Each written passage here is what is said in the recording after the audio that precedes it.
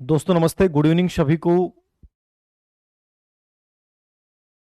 Personality topic हमारा live में चल रहा है और इस टॉपिक में व्यक्तित्व का संपर्क हम कंप्लीट पढ़ चुके हैं, व्यक्तित्व को प्रभावित करने वाले कारक कंप्लीटली पढ़ चुके हैं और व्यक्तित्व के टाइप्स कंप्लीटली पढ़ चुके हैं। यदि ग्रेड थर्ड के सिलेबस को यदि हम देखें तो आपके सिलेबस में ग्रेड थर्ड हो चाहे ग्रेड सेकंड हो, सभी के सिलेबस में केवल यही लिखा हुआ है, व्यक्तित्व अर्थ प्रभावित करने वाले कारक और व्यक्तित्व का मापन। कहीं भी सिलेबस में नहीं लिखा हुआ कि सिद्धांत आपको पढ़ने हैं। फिर भी अपन स्पेशली दो तीन सिद्धांत जरूर पढ़ेंगे, ठीक है। आप कहेंगे तो पढ़ा दूंगा, वरना उनकी रिकॉर्डेड जो पहले ही क्लास है वो भी आपको डाली जा सकती है। बट ग्रेड थर्ड के सिलेबस में डायरेक्टली उनको कहीं भी उनको जिक्र नहीं कर रखा है, इंक्लूड नहीं कर रखा है। तो ये आपके ऊपर डिपेंड करेगा कि आप पढ़ते हैं कि नहीं पढ़ते हैं। बट मापन बहुत इंपॉर्टेंट है, पर्सनैलिटी का मेजरमेंट कैसे हो, यहां से एक प्रश्न जरूर आता है लगभग हर कंपटीशन के अंतर्गत। सभी को नमस्ते, ठीक है, गुड इवनिंग। तो कोशिश करेंगे डेली अपन जब भी मैं यहाँ सीख कर रहा हूँ तो कम से कम आधे घंटे अपन जरूर लाइव ले लें, जो भी टॉपिक्स हैं सब पे। व्यक्तित्व का मापन, देखिए मापन की जब भी अपन बात करेंगे तो मापन की चार प्रकार की विधियों का उल्लेख आता है। एक आती हैं आत्मनिष्ठ विधियां, जिनको अपन बोलते हैं सब्जेक्टिव। एक आती हैं वस्तुनिष्ठ विधियां, जिनको अपन बोलते हैं ऑब्जेक्टिव। एक आती हैं प्रक्षेपी विधियां, प्रोजेक्शन। और एक आती हैं व्यक्तित्व आविष्कारिका,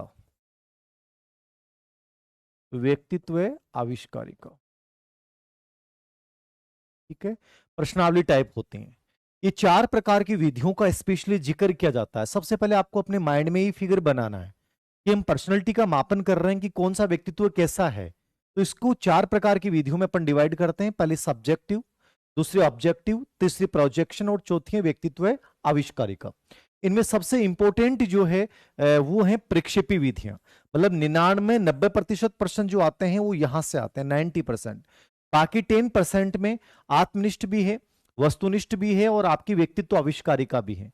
यानी projection method is a most important method, ठीक है, पर्सनैलिटी के मेजरमेंट से या एग्जाम हॉल के अकॉर्डिंग। तो अपन सभी को पढ़ेंगे। सबसे पहले आज वाले पार्ट में अपन कोशिश करेंगे कितना देखा जाता है।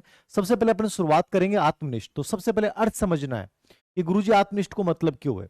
देखो आत्मनिष्ठ का मतलब होता है सब्जेक्टिव, कि जहां मेरा मूल्यांकन मैं ही करता हूं, मेरा मापन जब मैं खुद करूंगा तो वो सब्जेक्टिव है, याद रखना। और जब मैं मेरा मूल्यांकन खुद करूंगा तो उसमें वैज्ञानिकता नहीं हो सकती, उसमें रिलायबिलिटी नहीं हो सकती, उसमें ऑब्जेक्टिविटी नहीं हो सकती। वस्तुनिष्ठ वो है जिसमें दूसरा व्यक्ति मेरा ऑब्जर्वेशन कर रहा है, इसमें वस्तुनिष्ठता की संभावना बढ़ जाती है। और प्रेक्षेपी विधि वो है जो आपके अचेतन मन में दबी हुई इच्छाओं और विचारों को बाहर निकालती हैं। और व्यक्तित्व आविष्कारिका एक प्रकार से एक प्रश्नावली विधियां हैं। क्या है? एक प्रश्नावली टाइप विधियां हैं। तो ये चार प्रकार के मेथड अपन पढ़ने जा रहे हैं। ये आपके माइंड में फिगर होना चाहिए कौन कौन सी विधियां होती हैं, याद रखना, ठीक है। और आत्मनिष्ठ, वस्तुनिष्ठ, प्रक्षेपी और व्यक्तित्व आविष्कारिका, ठीक है। तो सबसे पहले इसके अंतर्गत अपन जो चर्चा करेंगे वो किसकी करेंगे? आत्मनिष्ठ की करेंगे। किसकी करेंगे? अपन आत्मनिष्ठ विधि की सबसे पहले चर्चा अपन कर रहे हैं, ठीक है। ओके, आत्मनिष्ठ। आत्मनिष्ठ विधियां जहां आपकी तरफ से कुछ चीजें घटाई, जोड़ी या बढ़ाई जाएं, वो सब है सब्जेक्टिव। आत्मनिष्ठ विधियों में चार विधियां आती हैं, ज्यादा कोई विशेष नहीं है। पहली विधि है आत्मनिरीक्षण, इंपोर्टेंट है, बहुत प्रश्न आए इस पे। आत्मनिरीक्षण, सेल्फ इंट्रोडक्शन। इसका जो प्रतिपादन किया है वो विलियम वुंट और टीचेनर। यानी आपसे ये प्रश्न भी पूछ सकता है कि इसके प्रतिपादक कौन है, विलियम वुंट, टीचेनर। और एक शब्द और दे सकता है कि संरचनावादियों ने किस विधि का प्रतिपादन किया है। तो आपके जहन में होना चाहिए संरचनावादियों ने किस विधि का प्रतिपादन किया है, सेल्फ इंट्रोडक्शन। दो ही टाइप के प्रश्न पूछेगा। आत्मनिरीक्षण कौन से प्रकार की विधि है? आत्मनिष्ठ विधि में आती है। मनोविज्ञान की सबसे प्राचीन या पहली विधि किसे कहा जाता है? आत्मनिरीक्षण को कहा जाता है। आत्मनिरीक्षण विधि के प्रतिपादक कौन है? William Wundt, Titchener. इनको अपन क्या बोल सकते हैं? संरचनावादी भी बोल सकते हैं। क्या बोल सकते हैं इनको अपन? संरचनावादी भी बोल सकते हैं। समझ में आ गया? सेल्फ इंट्रोडक्शन आत्मनिरीक्षण विधि का प्रतिपादक कौन है? विलियम वुंट है, दूसरे टीचेनर हैं। इनको संरचनावादी भी अपन बोल सकते हैं। ये मनोविज्ञान की सबसे पहली ठीक है, सबसे प्राचीन विधि इसको कहा जाता है। तो मनोविज्ञान की सबसे पहली या सबसे प्राचीन विधि किसको कहा जाता है? आत्मनिरीक्षण विधि को मनोविज्ञान की सबसे पहली और प्राचीन विधि कहा जाता है। ठीक है, किसने प्रतिपादन किया? संरचनावादियों ने। कौन है उल्लेख में? विलियम वुंट, और दूसरे कौन है? टिचनर। अब इसका मतलब क्या होता है? स्वयं के द्वारा स्वयं का निरीक्षण करना, मुझे मेरा ऑब्जर्वेशन करना है, मतलब कि मैं अपने आप का ही निष्कर्ष दूंगा कि मैं कैसा हूं, तो आप समझ सकते हैं कि वहां आउटपुट कैसा आएगा? बकवास आएगा, कोई विश्वसनीयता रही नहीं, ऑब्जेक्टिविटी रहेगी नहीं। ठीक है, तो आत्मनिरीक्षण का मतलब क्या है? कि मुझे मेरे को ही देखना है, मैं मेरा ही अवलोकन करके बताऊं। एक प्रकार से मैं अपनी ऑटोबायोग्राफी लिखूं कि साहब मेरा जीवन कैसा रहा है, तो वहां मैं अच्छी चीजों को बता दूंगा, खराब चीजों को इग्नोर कर दूंगा। इसलिए विलियम जेम्स ने इसकी आलोचना करते हुए कहा था कि इसके द्वारा बालक के व्यवहार या व्यक्तित्व का अध्ययन करना ठीक वैसा ही है जैसे कि अंधकार को जानने के लिए आप लाइट को जला देते हो। भाई अंधेरे को जानना है तो लाइट को जला दोगे तो अंधकार कहाँ रहेगा? तो सेल्फ इंट्रोडक्शन वही है। आपको यहाँ एग्जाम ओरिएंटेड पढ़ना है, और एग्जाम ओरिएंटेड में आपको इतना ही पढ़ना है, आत्मनिरीक्षण मनोविज्ञान की सबसे पहली और प्राचीन विधि, विलियम मूट और टिचनर ने इसका प्रतिपादन किया। संरचनावादी भी ऑप्शन में मिल सकता है।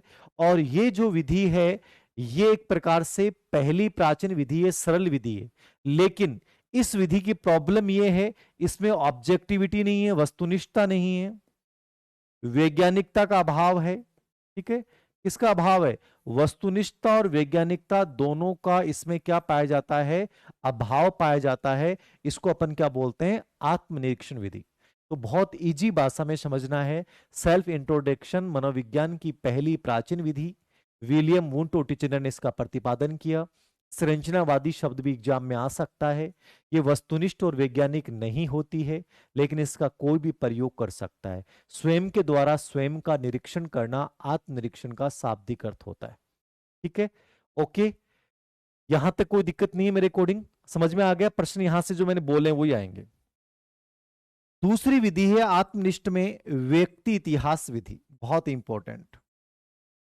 व्यक्ति इतिहास, इसको नैदानिक विधि भी बोला जाता है, ये एग्जाम में आया हुआ है। केस स्टडी मेथड भी आप इसको बोल सकते हैं। किसने दिया था? टाइडमैन ने दिया था 1787 में। ठीक है, वैसे सामाजिक विज्ञान में इसका प्रयोग फ्रेडरिक लिपले ने किया है, बट आप टाइडमैन याद रखें। 3% यहां से आज तक पूछे गए। केस स्टडी मेथड क्या है? मैं जब बीएड कॉलेज में था तो मैंने इसका बहुत प्रयोग किया था, बच्चों को प्रैक्टिकल करवाया था, याद रखना। केस स्टडी होती क्या है आपको ये समझना है। देखिए, केस स्टडी का मतलब ये है कि मान लीजिए जितने भी स्पेशल बच्चे हैं, विशिष्ट बालक, विशिष्ट बालक कौन से? प्रतिभाशाली, मंदबुद्धि, पिछड़े बालक, जो भी विशिष्ट बालक होते हैं, समस्याग्रस्त बालक, इन सब बालक के यदि व्यक्तित्व का आपको अध्ययन करना है तो आप कौन से मेथड का प्रयोग करेंगे? केस स्टडी मेथड, व्यक्ति इतिहास विधि का प्रयोग करेंगे। इसके द्वारा बालक के व्यक्तित्व का गहन अध्ययन किया जाता है। कौन सा अध्ययन किया जाता है? गहन। कौन से बच्चों का? जितने भी विशिष्ट बालक हैं उन सब बालकों का इसके द्वारा क्या किया जाता है?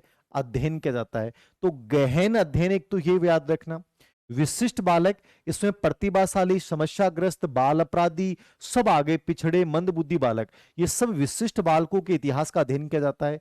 इसमें बालक के जन्म से लेकर और वर्तमान काल तक का, वर्तमान काल तक का क्या किया जाता है? अध्ययन किया जाता है। किसमें? केस स्टडी मेथड में।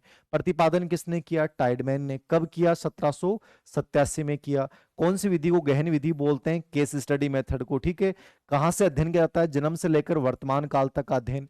बस ये प्रश्न आपको याद रखना है। मतलब इसमें एक परफॉर्मा होता है।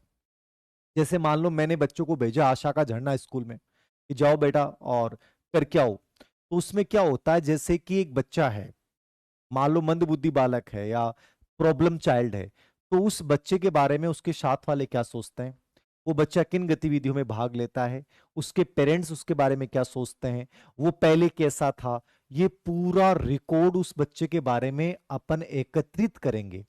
पूरा रिकॉर्ड एकत्रित करने के बाद गहनता के साथ उसकी जांच करेंगे। जांच करने के बाद निष्कर्ष निकालेंगे कि बच्चा पहले कैसा था, वैसा क्यों हुआ, ठीक है। और जो भी अपना रिमीडियल हो सकता है वो अपन इस विधि के आधार पे करेंगे। इसलिए नैदानिक विधि किसे कहा जाता है? व्यक्ति इतिहास को। गहन विधि किसे कहा जाता है? व्यक्ति इतिहास को। प्रतिपादक कौन है? टाइडमैन। किन बच्चों का अध्ययन किया जाता है? विशिष्ट बालकों का, प्रतिभाशाली, मंद बुद्धि, पिछड़े बालक, इन सब का अध्ययन इसके माध्यम से किया जाता है। यहां तक कोई दिक्कत है किसी बच्चों को? क्लियर है यहां तक? व्यक्ति इतिहास, नैदानिक विधि, केस स्टडी, टाइडमैन, गहन विशिष्ट बालकों का अध्ययन। हाँ शीला बोल बेट, के प्रॉब्लम है तेरे? गुरुजी बोलो क्यों को नहीं बोल रहे हो तुम? ज्यादा बोले तो चोखो को नहीं। पियाजे क्लास का सेकंड पार्ट आया हुआ है, आप लाइव में जाके देख लो, लाइव वाले पार्ट में जाके, लाइव वाले पार्ट में जाके देखो, मिल जाएगा।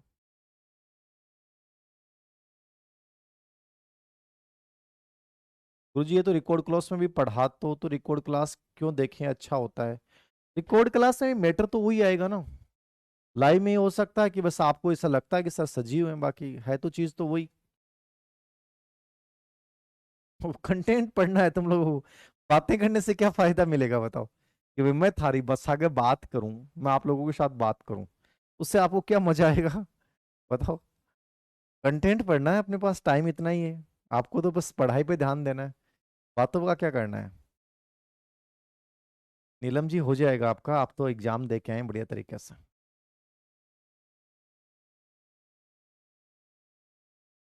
समझ में आ गया? व्यक्ति इतिहास, नैदानिक विधि, क्या क्या प्रश्न बन सकते हैं। किताब बहुत अच्छी है, सभी का रिव्यू यही है। केस स्टडी मेथड, टाइडमैन, गहन विधि कहते हैं, विशिष्ट बालकों का अध्ययन, जन्म से लेकर वर्तमान काल तक का अध्ययन 1787 में दिया गया था, ठीक है। ओके, केस सीरीज भी शुरू करेंगे, वेट कीजिए।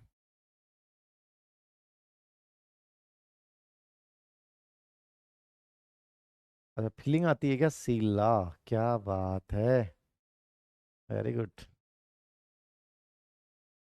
तो ये हो गया व्यक्ति इतिहास, नैदानिक विधि, समझ में आ गई दोनों आत्मनिष्ठ में। आत्मनिरीक्षण, व्यक्ति इतिहास, दोनों इंपॉर्टेंट है, दोनों में जो प्रश्न आए मैंने बोल दिए हैं।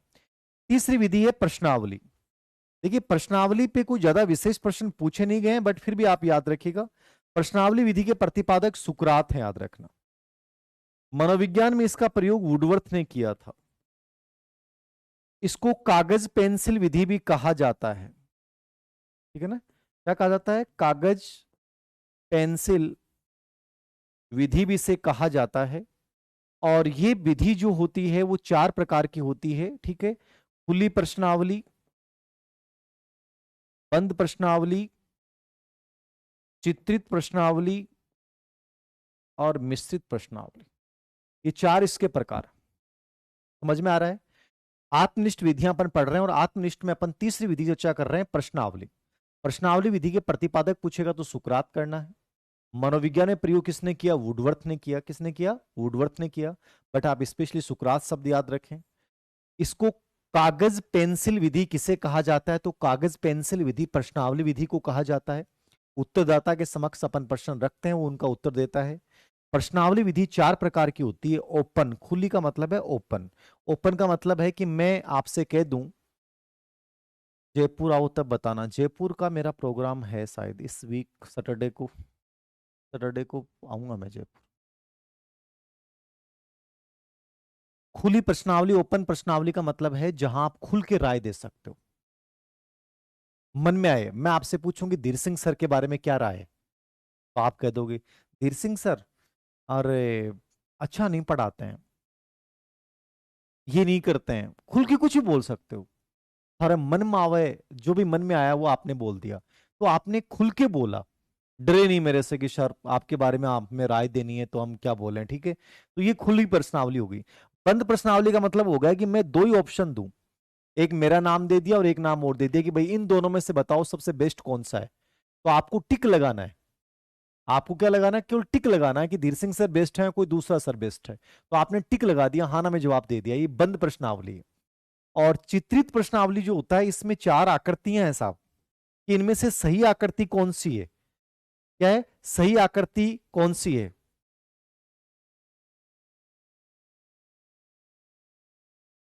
अवनी के एसएसटी की थर्ड ग्रेड की बुक आएगी क्या मनीषा जी? नहीं, अभी तो कोई कह नहीं सकता मैं आपको।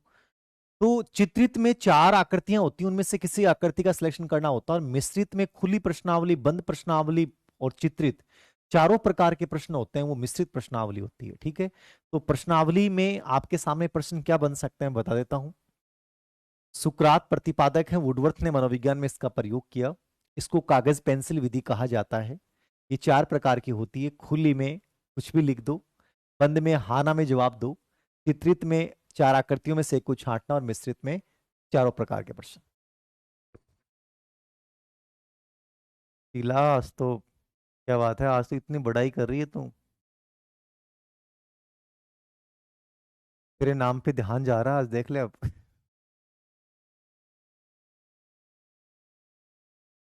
प्रश्नोत्तर के जनक सुकरात हैं सरिता। दिल्ली कब आएंगे? पूजा जी आप बुलाओ, बस आ जाएंगे हम तो।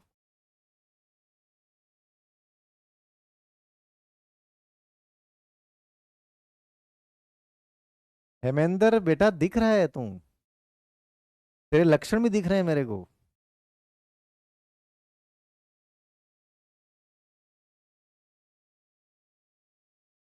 हाँ, ये आ गया प्रश्नावली सुकरात, ये देख लेना। ठीक है, और चौथी अंतिम विधि है साक्षात्कार आत्मनिष्ठ में। साक्षात्कार क्या होता है? इंटरव्यू क्या होता है? इंटरव्यू होता है आमने सामने बैठकर विचारों का आदान प्रदान करना, साक्षात्कार होता है। आमने सामने बैठकर विचारों का आदान प्रदान, ये इंटरव्यू होता है। तो इंटरव्यू का कोई वैसे जनक नहीं था कि साक्षात्कार का कोई जनक नहीं था, याद रखना। ठीक है, बस ये आपको इतना याद रखना है, 2 प्रकार का होता है, संरचित साक्षात्कार स्ट्रक्चर्ड, और असंरचित साक्षात्कार। ठीक है, स्ट्रक्चर्ड इंटरव्यू और नॉन स्ट्रक्चर्ड इंटरव्यू, ये 2 स्पेशली आप याद रखिएगा। संरचित साक्षात्कार क्या और असंरचित साक्षात्कार क्या, ये जरूर याद रखना है। संरचित को मतलब वो है जो पहले से निर्धारित होता है। जैसे मान लो आरपीएससी कॉलेज लेक्चर के इंटरव्यू ले रही है, तो ये स्ट्रक्चर्ड इंटरव्यू कहलाएंगे। मतलब इनमें पता है कि सब्जेक्ट पे प्रश्न होंगे, करंट पे प्रश्न होंगे, आपकी पर्सनैलिटी संबंधी प्रश्न होंगे, आपके जिले संबंधी प्रश्न होंगे। जो पहले से नियोजित है वो स्ट्रक्चर्ड है, और जो पहले से नियोजित नहीं है वो नॉन स्ट्रक्चर्ड, इसको आप अनौपचारिक भी बोल सकते हैं।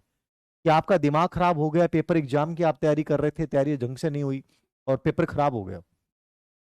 अब आप किसी मनोचिकित्सक के पास जाओगे, वो जो आपको कहेगा बेटा तेरे मन में आ रही है वो बोल, जो भी मन में आ रहा है बोल, वो नॉन स्ट्रक्चर्ड इंटरव्यू है, असंरचित है, वहां आप खुल के बोलना है। जबकि संरचित एक प्लानिंग के साथ, एक व्यवस्थित रूप से चलता है, तो उसको स्ट्रक्चर्ड इंटरव्यू बोलते हैं अपन। 10 गढ़ के मोस्ट कब बताओगे?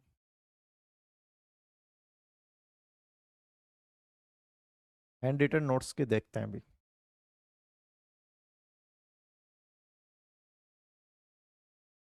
सीला सीला, आज तो तुम बावड़ी होगी। सर प्लीज बताओ, सुमन क्या करी हो, क्या बताना है? हाँ, बुक नहीं है तो नोट्स भी मैं नोट्स में करवा रहा हूँ, कंप्लीट अपडेट करवा रहा हूँ, तो कोई दिक्कत नहीं है मेरे अकॉर्डिंग। आप आराम से मस्त रहें। छत्तीसगढ़ के मोस्ट पे सेशन रखेंगे। तो साक्षात्कार संरचित असंरचित होता है। संरचित जो पहले से नियोजित होता है, और असंरचित जो अचानक से होता है, और वो आ, शैक्षिक परिदृश्य करवाओ। शैक्षिक परिदृश्य का 10 नंबर का पार्ट तो करवा दिया, 10 नंबर का पार्ट और बचा है, क्यों टेंशन ले रहे हो? 10 नंबर का तो पार्ट बचा, 10 का तो करवा ही दिया, 10 का और बचा है, हो जाएगा वो भी। ओके, ठीक है। हिंदी टीचिंग मेथड की बुक निकालेंगे बाबूलाल जी, इस पे भी एक तो ये आत्मनिष्ठ विधियां थी, याद रखना। आत्मनिष्ठ विधियों में मैंने 4 विधियों की चर्चा कर ली है। ठीक है, आत्मनिरीक्षण, व्यक्ति इतिहास, प्रश्नावली और साक्षात्कार। अब अपन बात करेंगे वस्तुनिष्ठ विधियां। वस्तुनिष्ठ विधियों में भी 4 विधियां हैं, बट 5 विधियां हैं, बट आप स्पेशली 2 विधियों जरूर देख के जाना। एक तो निरीक्षण, ऑब्जर्वेशन, इससे बहुत प्रश्न आते हैं, इसको आप प्रेक्षण भी बोल सकते हैं। ठीक है ना, वाटसन इसके प्रतिपादक थे। बाकी बांडुरा ने भी इसका समर्थन किया। ठीक है, इसने समर्थन किया है, बांडुरा ने इसका समर्थन किया। बाकी प्रतिपादक कौन है? Specially Watson. कौन है प्रतिपादक? वाटसन। ओके, निरीक्षण प्रेक्षण, निरीक्षण ऑब्जर्वेशन, प्रेक्षण ऑब्जर्वेशन, ये मनोविज्ञान की यदि आपसे पूछेगा ना कि मूल विधि किसे बोलते हैं या मौलिक विधि किसे बोलते हैं, तो ये मूल विधि है, मौलिक विधि है, ऑब्जर्वेशन मेथड। इसको मौलिक विधि बोलेंगे, इसको मूल विधि बोलेंगे, तो ये इंपॉर्टेंट है सबसे। ठीक है, ऑब्जर्वेशन मेथड।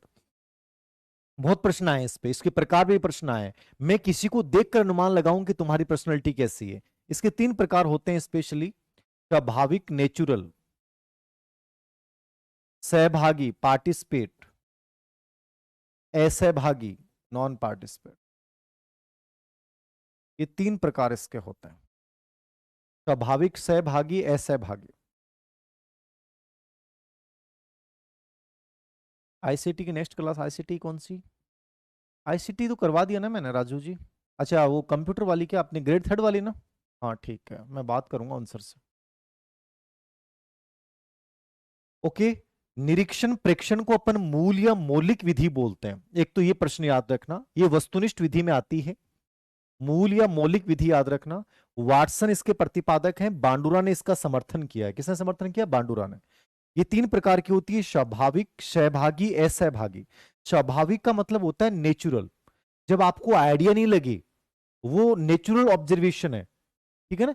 कि मान लीजिए, एक तो ये होता है कि आप अपन कई बार होते हैं कि अपन रिश्ता करने जाते हैं, मान लो आप में से अधिकतर बच्चों की सगाई शादी हो गई या जिनकी होगी, तो आप बताओगे कि साहब मैं देखने आ रहा हूं, आप लड़की को या लड़के को बुलाओगे, आज वो मिल लेते हैं, अपन जानते हैं एक दूसरे को। तो आपने जब उसको बुलाया, भाई आपने फोन किया कि मुझे तुमसे मिलना है, अब अगली को बुलाया, ठीक है, अब आपको मिलना है, तो आप भी क्या कर रहे हो कि भाई मैं उसी हिसाब से जाऊंगा। तो आपने हमेशा तो आप 2-3 दिन से नहाते हो, लेकिन उस दिन आपने घंटे भर अपनी गजब की सफाई की, हेयर स्टाइल वगैरह थोड़ी सी मस्त रखी, ड्रेस कोड बढ़िया चेंज किया। और जो लड़की है, जो अगले सामने से लड़की आएगी मिरेकली, तो मिरेकली ने भी क्या किया कि अपने आप को बढ़िया डेकोर किया। मिरेकली का रंग सांवला है, वैसे सांवला रंग अच्छा होता है। एक साउथ इंडिया की हीरोइन है कीर्ति सुरेश, देखना उसको, बहुत सुंदर है। अब थे को मतलब ये नहीं है कि तेबी का लाग जाओ भी रात नहीं बिन देखने, पर मकड़ा मतलब है कि वो रियल ब्यूटी जो होती है ना, वो होता है। कोई व्हाइट कलर से आदमी सुंदर नहीं होता है। लेकिन नॉर्मली माना जाता है कि जो मिरेकली है, जिसको आपने बुलाया है, वो मिरेकली का रंग जो है बेचारी का सांवला है। लेकिन मिरेकली को जैसे आपने बुलाया, फोन किया कि मुझे तुमसे मिलना है, शादी से पहले एक बार देखो तो सही कि रियली में मिरेकली बहुत सुंदर है। कि तुम्हारे पापा तो बहुत बड़ाई कर रहे थे कि मारे मिरेकली इतनी सुंदर, इतनी गजब की, फिर कितना रिश्ता आगा, लेकिन मिरेकली कोई पसंद ही को नहीं आया। तो लड़के के मन में ख्वाहिश है मिरेकली को देखने की। मिरेकली को फोन किया तो मिरेकली ने कहा ठीक है मैं आ जाऊंगी। तो उसने नाम ले दिया कि भाई कहाँ आएगी, तो सीकर में स्मृति वन एक जगह हो सकती है कि भाई मैं स्मृति वन आ रही हूँ। जयपुर, जयपुर में तो बहुत सारी जगह हैं, ठीक है, सेंट्रल पार्क वगैरह कहीं भी। तो मिरेकली ने क्या किया कि जैसे पता चला कि वो देखने के लिए आ रहा है, तो हो सकता है कि मिरेकली को आज तक कोई देखने नहीं आया हो, बट मिरेकली अपनी तरफ से पूरा प्रयास करेगी। तो मिरेकली ने क्या किया कि बढ़िया तरीके से अपने चेहरे वगैरह को बढ़िया फेस वॉश वगैरह जो भी होते हैं, जितने भी टाइप के होते हैं, तो लड़कियां पता नहीं कितने टाइप की फेस वॉश करते हैं, इनका ये भी नहीं पता है, ठीक है। तो उसने अपने कलर को कंप्लीटली छुपा लिया। क्यों छुपा लिया? क्योंकि उसे पता था कि वो देखने आ रहा है। अब वो दोनों आपस में मिलेंगे ना, तो लड़का भी अपने आप में मोर इंटेलिजेंट बनने की कोशिश करेगा कि मैं तो बस ये था वो था, मेरे पास तो लड़कियों के ऑफर आए, बट मेरे को लड़की बहुत एक सहज स्वाभाविक लड़की चाहिए थी। और जो मिरेकली है वो तो अपने आप में और एडवांस बनेगी। नहीं नहीं, मेरे को भी ऐसा ही लड़का चाहिए जो एकदम बहुत नेचुरल हो, बहुत अच्छा हो, बहुत सिंपल हो, मतलब जो एकदम से दिखावा नहीं करे। जबकि मिरेकली और जो ये मिरेकलाल है, दोनों ये अपने आप में ओवर एक्टिंग कर रहे हैं। इन दोनों को पता है और दोनों का ओरिजिनल रूप इनका अलग है। तो ये स्वाभाविक निरीक्षण नहीं है, ठीक है। ये क्या है? एक प्रकार से इसको अपन बोल सकते हैं कि औपचारिक बोल सकते हैं, फॉर्मल बोल सकते हैं कि पहले से पता चल गया। स्वाभाविक निरीक्षण ये होता है कि मिरेकली को भी नहीं पता है कि मेरे को देखने आ रहा है, और उसको भी नहीं पता है कि मिरेकली मुझे देखने आ रही है, और दोनों मार्केट में अचानक से यूं ही एक संजोगवश पता चलता है कि ये मिरेकली वो जा रही, कि अपने साथ लड़कियों के साथ जा रही थी मिरेकली, उसको अपने वहां से देख लिया और अनुमान लगा लिया कि मिरेकली यही है बेटा, अपने जो बातचीत चल रही है। वो जो निरीक्षण होगा ना, वो नेचुरल होगा, वो स्वाभाविक निरीक्षण है। उसमें मिरेकली की नेचुरल ब्यूटी आएगी। और वो जो लड़का है, यदि मिरेकली को भी पता चल गया कि ये वही है, तो उसको पता चल जाएगा कि का लखन गएगा ही, ठीक है ना। तो कहने का मतलब ये है कि स्वाभाविक निरीक्षण उसको बोलते हैं जब आपको आइडिया नहीं होता है कि कोई मुझे देखने आ रहा है या मैं किसी को देखने जा रहा हूँ। जब आपको ये पता चल गया कि मैं देखने जा रहा हूँ, तो वहां फिर आप थोड़ा सा कृत्रिमता आ जाएगी और आप अपना ओरिजिनल रूप कभी नहीं दिखाओगे। तो स्वाभाविक निरीक्षण में सामने वाले को कोई आइडिया नहीं होता है, बस आप अपनी मस्ती में कर रहे होते हैं और कोई आपको ऑब्जर्व कर रहा होता है। तो सबसे बढ़िया स्वाभाविक निरीक्षण हुआ है। सहभागी हुआ है पार्टिसिपेट। सहभागी में एक एनडीटी एग्जाम में भी डीएस दिनस सेवा चयन बोर्ड की एक परीक्षा होती है, एनडीटी एग्जाम, उसमें एक प्रश्न आया था कि शाहरुख खान की मूवी है मैं हूं ना, तो उसमें अभिनेता अपने भाई के साथ मिलकर कार्य करता है, तो ये कौन सा निरीक्षण है? तो सहभागी में साथ मिलकर, कि मैं आप जो काम कर रहे हो वही काम मैं करूंगा, याद रखना। तो दोनों साथ मिलकर कर रहे हैं, वो सहभागी। असहभागी का मतलब होता है कि वो दूर से देख रहा है, आपको पता है कि मुझे देख रहा है बट दूर से देख रहा है, तो ये निरीक्षण कौन सा होगा? असहभागी निरीक्षण होगा। ठीक है, समझ में आ गया? स्वाभाविक में आपको आइडिया नहीं होता, नेचुरल सबसे बढ़िया निरीक्षण होता है, सहभागी में मिलकर होता है, और असहभागी में दूर से खड़ा आपको देख रहा है। तो निरीक्षण प्रेक्षण विधि का प्रयोग अपन छोटे बालक, जानवर, छोटे बालक हैं, जानवर हैं, पागल हैं, इन सब लोगों की पर्सनैलिटी का अध्ययन करने के लिए अपन किस विधि का प्रयोग करेंगे? एक प्रकार से निरीक्षण विधि का प्रयोग करेंगे। ठीक है, तो ये मनोविज्ञान की मूल और मौलिक विधि है। स्वाभाविक, सहभागी और असहभागी याद रखना, और छोटे बालक, जानवर और पागलों का अध्ययन करने के लिए इसका प्रयोग किया जाता है। समझ में आ गया? बताओ। अरे मेरे के लिए समझ में आई को नहीं आई? ओके, लेवल फर्स्ट सब्जेक्ट की क्लास पे स्टार्ट करें। चलो इस पे भी मंथन करेंगे, विचार करेंगे, कुछ निकालेंगे रास्ता। सर आजकल वाली मेरे के लिए सच धज कर रहती हैं सर। अच्छा ये बात है क्या? चलो, आईसीटी के डलेंगे सुनीता जी। ग्रेड थर्ड की बात कर रहे हैं ना आप? नंबर 2 पे दूसरी विधि है वस्तुनिष्ठ में समाजमिति, सोशियोमेट्री।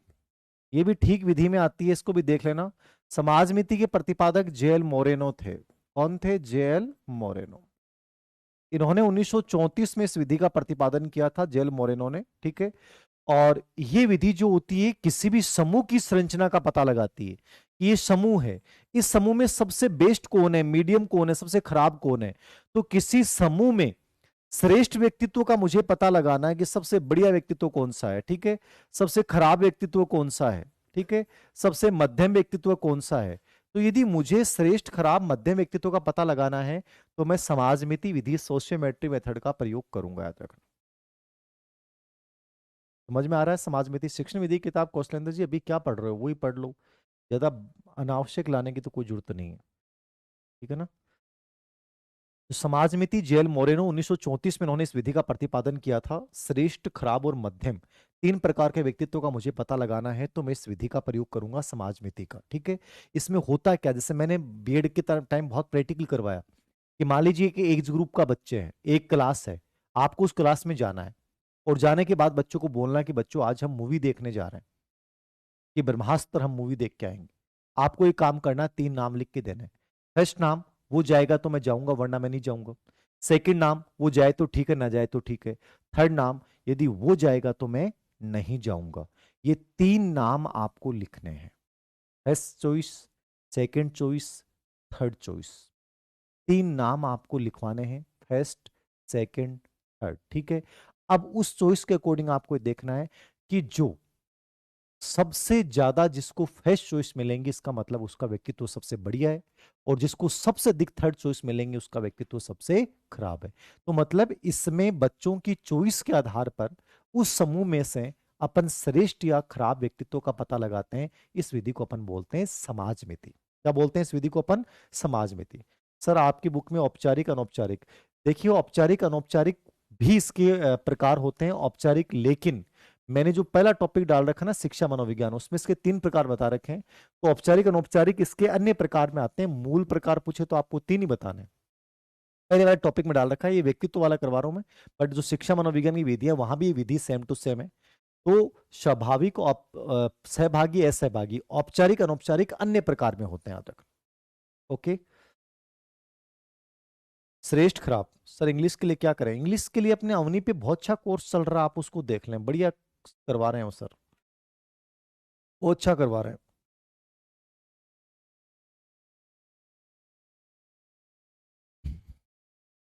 श्रेष्ठ, खराब और मध्यम, ठीक है। इस प्रकार से इस व्यक्तित्व का अपन पता लगा सकते हैं, साइंस का भी प्रयास करेंगे, ठीक है। तो समाजमिति विधि में श्रेष्ठ, तटस्थ और खराब व्यक्तित्व का पता लगाया जाता है। बाकी ज्यादा कोई प्रश्न इससे पूछे नहीं गए हैं। एक प्रकार से बच्चों की चॉइस के आधार पर व्यक्तित्व का पता लगाया जाता है। तीसरी विधि, ये दो तो इंपॉर्टेंट है, तीसरी विधि है रेटिंग स्केल, ठीक है। रेटिंग स्केल, रेटिंग स्केल को अपन निर्धारित मापने भी बोलते हैं। क्या बोलते हैं? निर्धारित मापने भी बोलते हैं, ठीक है। इसके प्रतिपादन गाल्टन थे। कौन थे? गाल्टन। वैसे इसका प्रयोग जो किया था वो फेकनर ने किया था। किसने किया था? फेकनर ने किया था। देखना, किसने किया था? फेकनर ने। फेकनर ने इसका सबसे पहले प्रयोग करने वाले फेकनर थे, और प्रतिपादन गाल्टन ने किया था 1883 में, ठीक है। ये ऐसे प्रश्न आपने देखे होंगे रेटिंग स्केल में, प्री बीएसटीसी प्री बीएड में, कि ऐसे प्रश्न बहुत सारे पूछे जाते हैं। सरदार वल्लभ भाई पटेल आधुनिक भारत के निर्माता थे। सहमत, आंशिक सहमत, पूर्णतः सहमत, निश्चित नहीं, अनिश्चित। जो एकदम सही होगा उस पे 3 नंबर, उससे कम होगा 2 नंबर, उससे कम होगा 1 नंबर। मतलब आपके एकदम बेस्ट आंसर पे मैक्सिमम नंबर दिए जाते हैं। तो रेटिंग स्केल में क्या होता है? 3 या 5 बिंदु होते हैं, ठीक है ना। 3 या 5 बिंदु होते हैं। उन बिंदुओं के आधार पे आपके व्यक्तित्व का मापन किया जाएगा, वो रेटिंग स्केल कहलाएगी, ठीक है।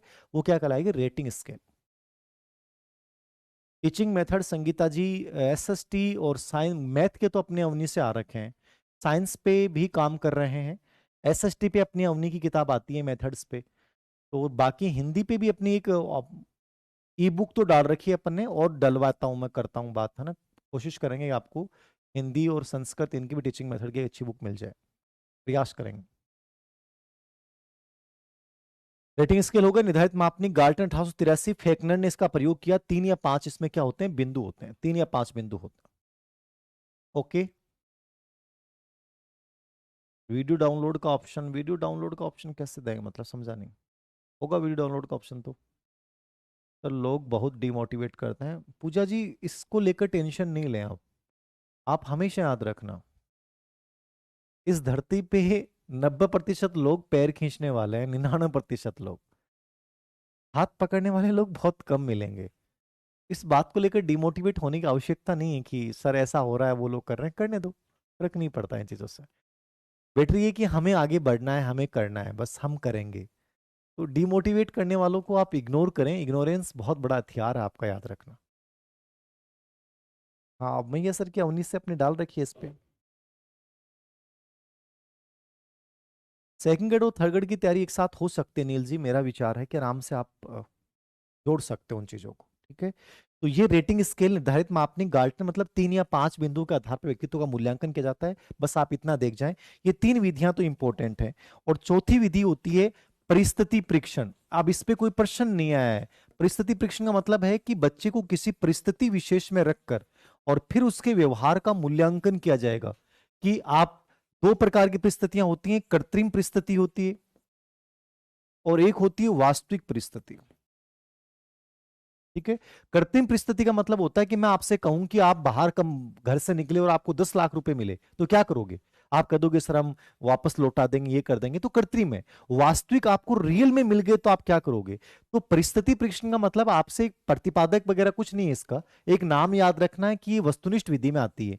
कि कृत्रिम परिस्थिति में आप अपने आप को आदर्शवादी बनाने की कोशिश करोगे, और वास्तविक परिस्थिति में आप जैसे होगे वैसे ही बन जाओगे। तो ये कोई विशेष नहीं, याद रखना। एक आती है शारीरिक परीक्षण विधि। कौन सी आती है? शारीरिक परीक्षण। इसमें शरीर के अंगों का मापन किया जाता है। शरीर के अंगों का ऐसे मापन किया जाता है वैज्ञानिक यंत्रों के द्वारा, और उसके आधार पर आपके व्यक्तित्व का पता लगाया जाता है। ये शारीरिक परीक्षण विधि होती है, ठीक है। तो ये 5 विधियां वस्तुनिष्ठ में हैं। इनमें 2 विधियां जरूर देख लेना, समाजमिति और रेटिंग स्केल और आपकी निरीक्षण, ये 3 देख लेना। बाकी 2 तो परिस्थिति परीक्षण और शारीरिक परीक्षण तो नाम नाम देखना है। अब देखो, तीसरा इंपॉर्टेंट मेथड होता है प्रेक्षेपी विधियां। प्रेक्षेपी का मैं बेसिक इंट्रोडक्शन दे देता हूं, बाकी डिटेल से कल पढ़ाऊंगा। प्रेक्षेपी का मतलब क्या हो गया? प्रोजेक्शन मेथड, ठीक है, या प्रोजेक्टिव मेथड, ठीक है। इन विधियों का प्रयोग किसने किया था? फ्राइड ने किया था, ठीक है ना। फ्राइड ने किया सबसे पहले, और इनके द्वारा अचेतन मन, कौन से मन? अचेतन मन में जितनी भी आपकी दमित इच्छाएं हैं उनको बाहर निकाला जाता है। कौन सी इच्छाएं? अचेतन मन की दमित इच्छाएं। इसमें जो उद्दीपक होता है, ठीक है ना, वो क्या होता है, अस्पष्ट होता है।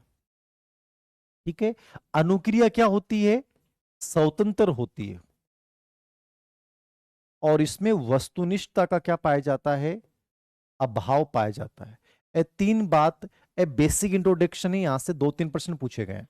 देखिए, प्रक्षेपी विधि मोस्ट इंपोर्टेंट मेथड्स होते हैं साइकोलॉजी में व्यक्तित्व मापन। यहां से प्रश्न जरूर आएगा, कल डिटेल में समझाऊंगा, लेकिन एक बेसिक समझिएगा। प्रक्षेपी का मतलब होता है फेंकना। मतलब मैं आपके सामने ऐसे उद्दीपक उपस्थित करूंगा जिससे आपके अचेतन मन में जितनी भी इच्छाएं दबी हुई हैं वो सब बाहर निकल के आएंगी। और उन बाहर निकली गई इच्छाओं के आधार पे मैं आपके व्यक्तित्व का मूल्यांकन करूंगा। ये होती हैं प्रक्षेपी विधियां, प्रोजेक्टिव मेथड। ठीक है। प्रयोग किसने किया था, फ्राइड ने इनका प्रयोग किया था। क्या किया था, फ्राइड ने इनका प्रयोग। इनके द्वारा क्या करते हैं अपन, अचेतन मन में जितनी भी आपकी दमित इच्छाएं हैं उनका पता लगाया जाता है। कौन सी इच्छाओं का, अचेतन मन में दमित इच्छाओं का पता लगाया जाता है। इनमें उद्दीपक क्या होता है, अस्पष्ट होता है। उद्दीपक क्या होता है, अस्पष्ट। इसमें अनुक्रिया क्या होती है, स्वतंत्र होती है। आप कुछ भी बोल सकते हो, कुछ भी कह सकते हो। और इनमें वस्तुनिष्ठता का अभाव होता है, ऑब्जेक्टिविटी नहीं आती। आप ये बोल रहे हो, कोई ये बता रहा है, तो सबकी अनुक्रियाएं अलग अलग। अनुक्रिया स्वतंत्र होती हैं। उद्दीपक आपके सामने रखा जाएगा, वो अनक्लियर होंगे, अस्पष्ट होंगे। ठीक है। और ये आपके व्यक्तित्व का संपूर्ण मापन करती हैं। ठीक है ना, कोई गुण विशेष का मापन नहीं करती, क्या करती हैं, संपूर्ण मापन करती हैं। तो एक बेसिक इंट्रोडक्शन आपको पता होना चाहिए, याद रखना। ठीक है। बेसिक इंट्रोडक्शन की प्रक्षेपी विधियां क्या है, अचेतन मन का अध्ययन, दमित इच्छाओं को बाहर निकालती हैं, फ्राइड ने इनका प्रयोग किया था। उद्दीपक अस्पष्ट होते हैं, अनुक्रिया स्वतंत्र होती हैं, व्यक्तित्व का संपूर्ण मापन किया जाता है इनके द्वारा। ठीक है। और इनमें वस्तुनिष्ठता नहीं पाई जाती। ये माइंड में रखना है। अब बताओ, गुड इवनिंग सभी को। ये समझ में आ गया बेसिक इंट्रोडक्शन। प्रक्षेपी प्रोजेक्शन, फ्राइड अचेतन मन में दमित इच्छाओं का पता लगाती हैं, उद्दीपक स्पष्ट, अनुक्रिया स्वतंत्र, वस्तुनिष्ठता का भाव और व्यक्तित्व का संपूर्ण मापन। कल इनका अपन कंप्लीट डिवाइडेशन पढ़ेंगे कि प्रक्षेपी विधियों में कौन कौन सी आती हैं। यानी कल मापन समाप्त कर देंगे, इसके साथ नॉर्मली सिलेबस के अकॉर्डिंग व्यक्तित्व समाप्त हो जाएगा। ठीक है। शिक्षण विधि की कौशलेंद्र जी कोशिश कर रहे हैं कि अच्छी किताब निकाल दें, अपन प्रयास करेंगे। ठीक है, थोड़ा वेट करें। ओके। और कोई विशेष प्रश्न हो आपका।